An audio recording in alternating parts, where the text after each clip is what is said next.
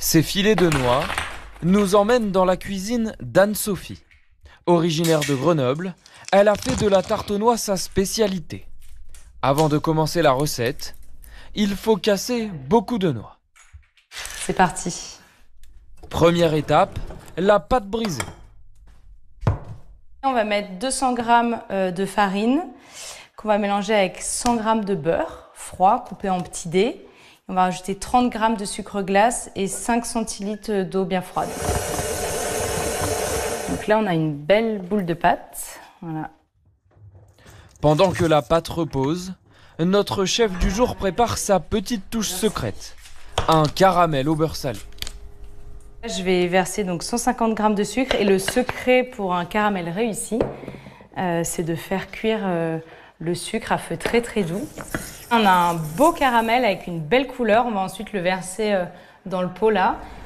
C'est une recette qui est hyper conviviale, le côté sucré, un peu doudou, réconfortant, qu'on va partager soit en dessert, soit au goûter.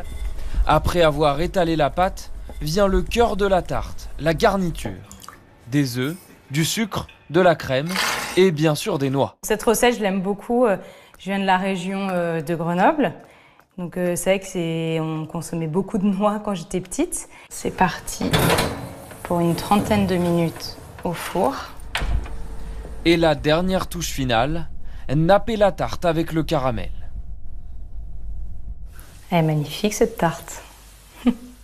Pour une tarte aux noix bien gourmande et un succès garanti. C'est l'heure du dessert, on va goûter cette bonne tarte aux noix. Waouh, pas mal. Magnifique. Une recette accompagnée d'une boule de glace vanille et partagée avec ses amis qui se prêtent volontiers au jeu de la dégustation. J'ai senti le goût craquant des noix et j'ai beaucoup aimé le caramel. Les invités d'Anne-Sophie sont conquis. Hein, Chloé Maé. Très belle surprise, je me suis régalée. J'ai pas encore fini d'ailleurs. Donc... Une belle découverte, c'était vraiment excellent. Jamais goûté avant et il y a vraiment un équilibre de texture avec le caramel, les noix. Dans le Dauphiné, les noix se dégustent tout au long de l'année pour des saveurs douces et fruitées dans des recettes aussi bien sucrées que salées.